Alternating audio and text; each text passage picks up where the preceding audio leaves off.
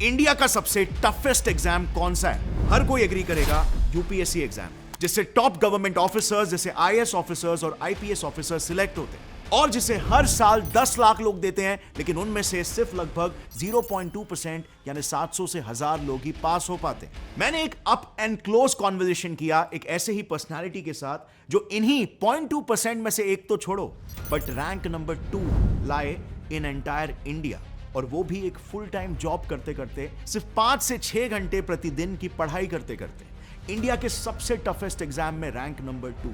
अब अगर आप भी मेरी तरह हो तो आपके दिमाग में भी ये सवाल हमेशा आया होगा कि यार ये जो एक्सट्रीम टॉपर्स होते हैं ना, ये ऐसा कैसे कर पाते हैं? क्या ये किसी तरीके से गिफ्टेड होते हैं एक्सेप्शनल एबिलिटीज या टैलेंट से, या ये एक्सट्रीमली हार्ड वर्किंग होते हैं?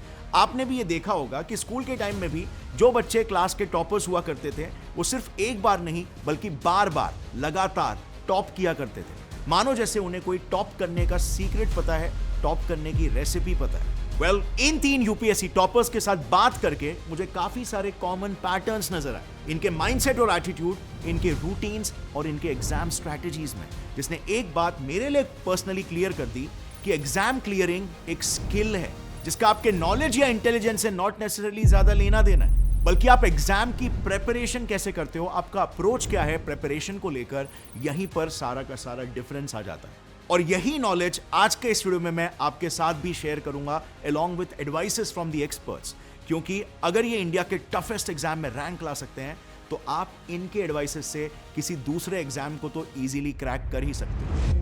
आपको तो पता ही होगा मेरा एक इससे भी बड़ा साइंस चैनल है, just because I love to seek the truth, और मैं इस मुद्दे को लेकर भी काफी क्यूरियस था और इसीलिए मुझे ऐसा लगा कि इन सक्सेस स्ट्रैटेजीज को साइंटिफिकली डिकोड करके आपके सामने जरूर शेयर करना चाहिए। काफी स्टूडेंट्स को इससे हेल्प भी मिल जाएगी। सो लेट्स स्टार्ट विद सबसे first and one of the most important factor, एक टॉपर का माइंडसेट, यानी उसकी साइकोलॉजी आखिर कैसी होती है। Success is 80% psychology and only 20% action. अगर आपका माइंडसेट ही सही नहीं है तो राइट एक्शंस लेने का मोटिवेशन और ड्राइव ही आप क्रिएट नहीं कर पाओगे। और टॉपर्स के केस में मैंने ये नोटिस किया कि उनमें बचपन से ही अपने आप को लेकर एक हाई एक्सपेक्टेशन रहा है। जैसे फॉर एग्जांपल कॉन्वर्सेशन के वक्त अनिमेश ने कहा, बचपन से ही मैं टॉप लाता था तो मुझे ऐसा लगा कि कुछ और बड़ा करते हैं अभी। मैं बहुत सेल्फ मोटिवेटेड था from very start part of my childhood, school days से ही, that I wanted to become an IAS officer. बाकी के एस्पिरेंट्स भी बचपन से ही इन जनरल पढ़ाई में अच्छे ही रहे क्योंकि वो अपने आप से एक हाई एक्सपेक्टेशन रखते हैं।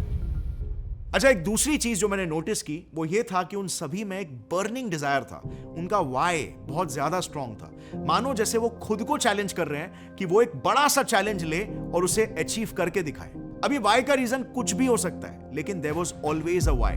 जैसे इन केस ऑफ अनिमेश, उन्हें ऐसा लगता था कि वो एक स्मॉल टाउन से बिलोंग करते हैं, तो उन्हें ये अंदर से ही प्रूफ करके दिखाना था कि स्मॉल टाउन के लोग भी ऐसे टफ एग्जाम को क्रैक करके दिखा सकते हैं और टॉपर बन सकते हैं। तीसरी चीज I notice is that in general they all believed in themselves no matter what.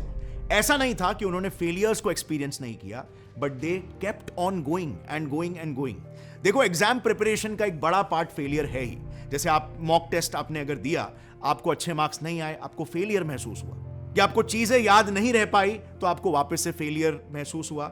लेकिन एक सेल्फ सेंटर्ड बिलीफ होना कि इन द लॉन्ग रन मैं ये करके ही दिखाऊंगा, I have the power and ability, ऐसा अनवेवरिंग फेथ अपने आप पर मैंने इन स्टूडेंट्स में देखा। सेल्फ बिलीफ वाली जो बात है मैं वो भी बोलना चाहूँगा। मैंने बहुत देखा है, मैं काफ़ी लोगों से अभी भी बात कर रहा हूँ आफ्टर माई सक्सेस, लोगों को खुद पे भरोसा ही नहीं है कि ये वो होगा नहीं होगा। 1-2 फेलियर्स देखने के बाद काफ़ी डगमगा से जाते हैं लोग। बट आई विल से कि the most important value that you can have during your preparation phase is self belief. अब ऐसा सेल्फ बिलीफ अपने आप पर आखिर कैसे आता है? बेसिकली छोटी छोटी लड़ाइयां डेली जीतने से। आपने अपने छोटे गोल्स बनाए, खुद को ये प्रॉमिस किया कि मैं 1 घंटे में ये ABC गोल और आज के दिन में मैं ये पूरा XYZ गोल अचीव कर लूंगा, और फिर आपने फॉलो थ्रू किया और खुद को ये करके दिखाया। तो ये जो छोटे छोटे वादे जो आप डेली पूरा करते हो, ये लॉन्ग रन में आपका खुद पर फेथ और कॉन्फिडेंस दोनों बढ़ाता है। अब यहां पर स्ट्रेटेजिकली यूपीएससी क्लियर करवाने के लिए भी अनअकैडमी जैसे ऑनलाइन प्लेटफॉर्म्स ने भी स्टडी को बहुत ही स्ट्रक्चर्ड और इजी बना दिया। स्टूडेंट्स की 3 बहुत बड़ी प्रॉब्लम्स रहती है ऐसे एग्जाम्स को क्लियर करने को लेकर। नंबर 1, एक इफेक्टिव स्टडी रूटीन नहीं बना पाना, क्योंकि ट्रेडिशनल कोचिंग क्लासेस आपके हिसाब से नहीं चलते, आपको उनके हिसाब से चलना पड़ता है और हर इंडिविजुअल को अपने स्ट्रेंथ्स और वीकनेसेस के हिसाब से एक यूनिक रूटीन की जरूरत होती है जिस पर वो शिद्दत से फोकस करके अपने एग्जाम को क्रैक कर सके। नंबर 2, उन्हें एक ऐसा टीचर मिलना मुश्किल हो जाता है जिनसे वो एक ही सब्जेक्ट के सारे कॉन्सेप्ट्स के बारे में सीख सके। अक्सर कोई एक पर्टिकुलर चीज एक टीचर अच्छा समझाती है तो कोई दूसरा टॉपिक कोई दूसरा टीचर। सो ये ऑप्शन नहीं होने की वजह से उनका इंटरेस्ट भी कभी भी उस पढ़ाई में नहीं आ पाता, तो अच्छे मार्क्स ला पाना तो दूर की बात हो जाती है। नंबर 3, लोग अक्सर कंफ्यूज रहते हैं कि कौन से रिसोर्सेज रेफर करने हैं, कौन से टेस्ट प्रैक्टिस करने हैं, सिलेबस में क्या क्या चीजें इंपॉर्टेंट है, और उनका मोस्ट ऑफ द टाइम यही सब ढूंढने ढांढने में चला जाता है। क्योंकि हर चीज को लेकर कंफ्यूजन इतना होता है तो वो अपने टाइम को प्रोडक्टिवली यूज नहीं कर पाते। अब ऑफ कोर्स यूपीएससी के प्रिपरेशन के लिए काफी सारे कोर्सेज अवेलेबल है, लेकिन अगर आप सिर्फ लोअर रेट्स के लिए जाओगे, जैसे 7,000 से 15,000 के कोर्सेज, तो इस रेंज में एक हाई चांस हो जाता है कि इनकी लो क्वालिटी की वजह से आपका टाइम ही वेस्ट हो जाए।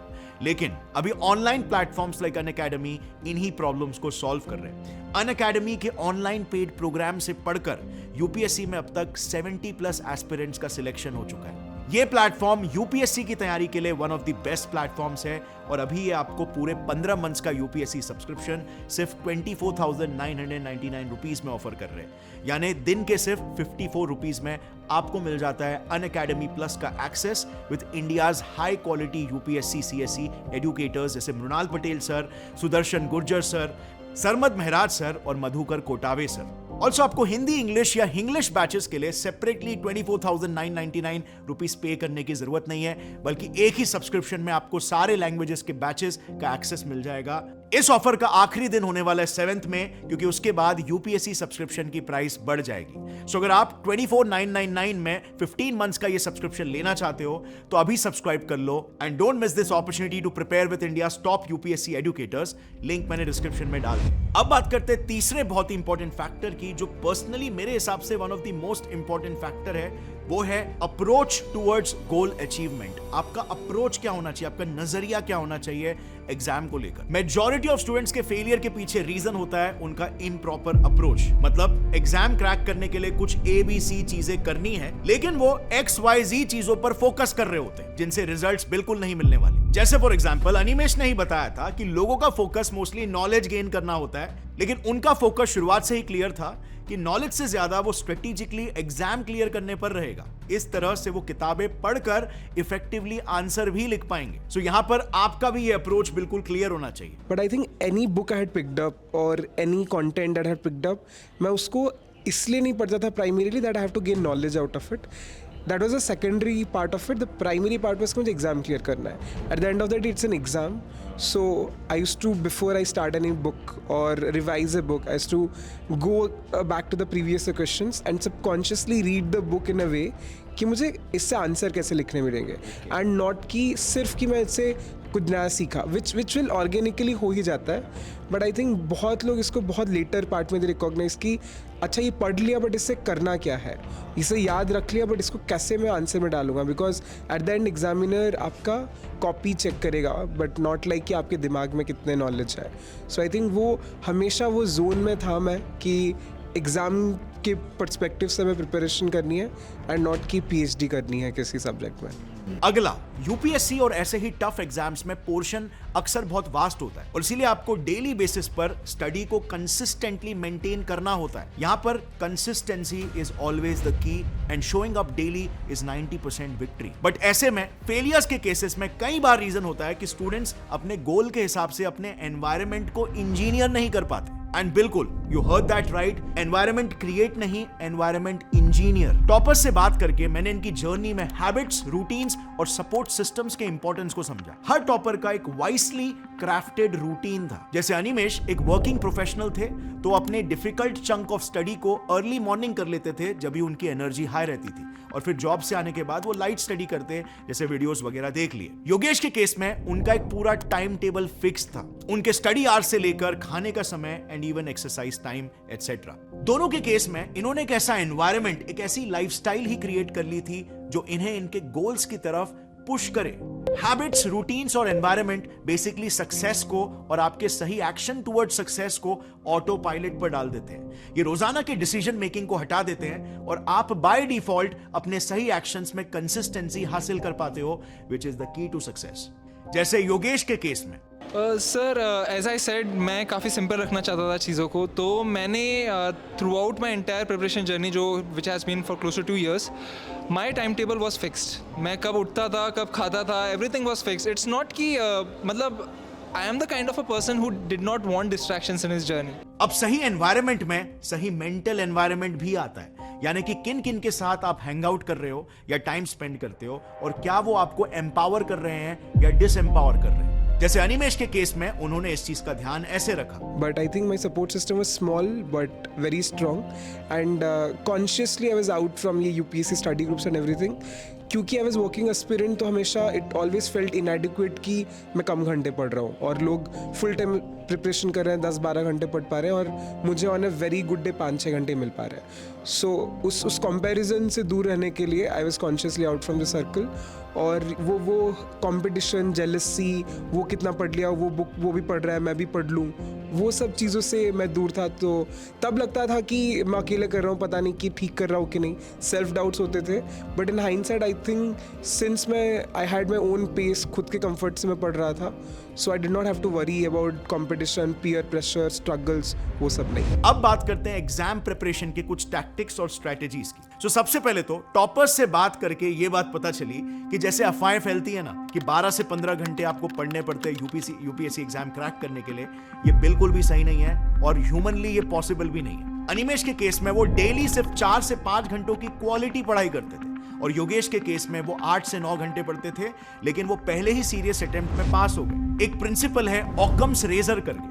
ये प्रिंसिपल ये कहता है कि हमें चीजों को अननेसेसरीली कॉम्प्लिकेट करने की जरूरत नहीं है। सॉल्यूशंस अक्सर सिंपल और स्ट्रेट फॉरवर्ड होते हैं, लेकिन आसपास बस से बहुत हवा फैलाई जाती है। इन सभी टॉपर्स जिनसे भी मैं मिला था, उन्होंने भी यही कहा कि मार्केट में हजारों यूपीएससी कोचिंग्स हैं, उनके हर सब्जेक्ट के लिए हजारों नोट्स हैं, बट आपको इस प्रॉब्लम ऑफ प्लेंटी में नहीं फंसना है। आपको एक स्ट्रक्चर्ड तरीके से पढ़ाई करना है और सबसे इंपॉर्टेंट बात याद रहे, आपको इन सब्जेक्ट्स में कोई पीएचडी नहीं करना है। आपको सिर्फ और सिर्फ एग्जाम प्रिपरेशन के हिसाब से ही तैयारी करनी है। सिर्फ और सिर्फ आपको इस पे फोकस करना है कि यूपीएससी क्या चाहती है, और यही strategy all India rank number 2 Animesh Pradhan ने भी फॉलो की थी। जैसे इस कॉन्वर्सेशन में आप देख सकते हो, वो बोल रहे हैं। एक और एक एडवाइस उन्होंने दी कि टेक्स्ट बुक्स या स्टडी मटेरियल पढ़ने के बाद वापस से उन्हें रेफर करो और खुद से या तो सवाल पूछो या फिर खुद को ही क्या पढ़ा था वो समझाओ, जिससे कि वो सारे आंसर शॉर्ट टर्म मेमोरी से लॉन्ग टर्म मेमोरी में ट्रांसफर हो जाएंगे और आपकी मेमोरी रिकॉल एबिलिटी बढ़ेगी, ताकि एग्जाम्स तक आपको वो आंसर्स याद रहे। कई टॉपर्स यहां पर बताते हैं कि डेली एटलीस्ट 2 आंसर्स आपको लिखकर प्रैक्टिस भी करनी चाहिए राइटिंग की, जो कि ना सिर्फ यूपीएससी मेंस के लिए बेनिफिशियल होगा, बट इससे आपको कंसेप्चुअल क्लैरिटी भी मिलेगी और आप अपने नॉलेज को एग्जाम में रिक्वायरमेंट के हिसाब से स्पष्ट तरीके से प्रेजेंट भी कर पाओगे। बिकॉज अक्सर स्टूडेंट्स का ये प्रॉब्लम होता है कि नॉलेज कहीं ना कहीं यहां पे है, लेकिन एग्जाम में वो उस तरीके से आया नहीं। अब मेंस में सिलेक्शन होने के बाद टॉपर्स ज्यादा से ज्यादा मॉक इंटरव्यूज में पार्टिसिपेट करते हैं और प्रैक्टिस करते हैं, क्योंकि इससे 2 फायदे मिलते हैं। एक, एक्चुअल यूपीएससी इंटरव्यू प्रोसेस में वो कॉन्फिडेंट हो जाते हैं, और दूसरा, कंटिन्यूअस मॉक से उनका कम्युनिकेशन स्किल, कॉन्फिडेंस और बॉडी लैंग्वेज कम्युनिकेशन, ये सब इंप्रूव हो जाता है, जो कि फाइनल इंटरव्यू के लिए बहुत बहुत ज्यादा जरूरी है। इसके अलावा नेशनल और international events, government policy, socio economic developments, इन सब से अपडेटेड रहना पूरे एग्जाम टेन्योर में एब्सोल्युटली मस्ट है, क्योंकि मेजर क्वेश्चंस इन्हीं इश्यूज पर बेस्ड होते हैं, और इसीलिए most of the previous toppers भी इसे रेकमेंड करते हैं। अब चौथे फैक्टर की मैं बात करूं जो इनसे कॉन्वर्सेशन में मुझे काफी इंपॉर्टेंट लगा, वो था इनका focus towards health and wellbeing as well.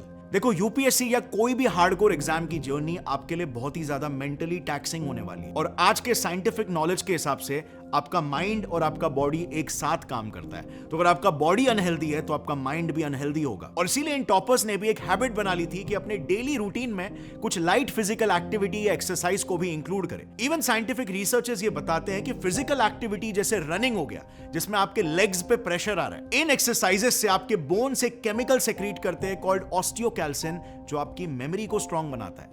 So running जैसे फिजिकल एक्सरसाइजेस से आपकी मेमोरी स्ट्रांग होती है। प्लस इसके अलावा आपका एक साइकोलॉजिकल डिटॉक्स हो जाता है, बिकॉज एक्सरसाइज से सारे गुड न्यूरोट्रांसमीटर्स और हार्मोन्स आपके ब्रेन और बॉडी में सेक्रीट होने लगते हैं, जो कि एग्जाम जर्नी में क्रिएट होने वाले स्ट्रेस और रिजेक्शन से आपको प्रोटेक्ट करेगा और आपको एक लॉन्ग मैराथन लड़ने की एबिलिटी देगा। अब फाइनली इन फैक्टर्स के साथ ऑफ कोर्स एग्जाम रिवीजन और प्रैक्टिस भी बहुत ज्यादा इंपॉर्टेंट है, बिकॉज इन्हीं टॉपर्स का कहना था कि मोस्टली क्या होता है, लोगों ने प्रैक्टिस नहीं किया होता है, तो बेसिकली उन्हें एग्जाम को लेकर हमेशा एंग्जाइटी रहती है और जब पेपर आता है तो वो घबरा जाते हैं और वो उस तरीके से परफॉर्म नहीं कर पाते। तो इतना प्रैक्टिस कर लो, इतना रिवीजन कर लो कि बेसिकली आप एग्जाम और एग्जाम के एंग्जाइटी से डिसेंसिटाइज हो गए हो। इससे ऑब्जेक्टिवली भी आप ज्यादा मार्क्स स्कोर करोगे बिकॉज आपको सब याद है, बट ऑल्सो आपको परफॉर्मेंस एंग्जाइटी भी नहीं होगी। And finally along side all of this बहुत इंपॉर्टेंट है कि आपका एक पॉजिटिव मेंटल एटीट्यूड हो। देखो ऐसे कॉम्पिटिटिव एग्जाम्स में क्या होता है कि हम इतने बार हार जाते हैं, इतने बार रिजेक्शन फेस कर लेते हैं कि हमें ऐसा लगता है कि हम केपेबल ही नहीं है, और and we begin to self doubt